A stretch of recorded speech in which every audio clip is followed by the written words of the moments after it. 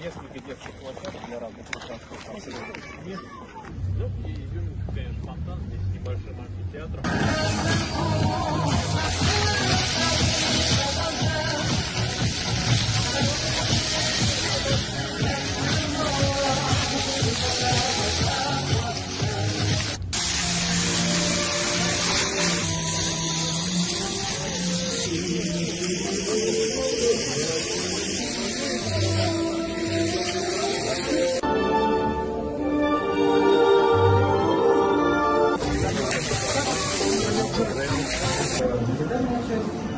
Синхронизировано с положением струи. Вот, и все пишется вручную, естественно, как работает все,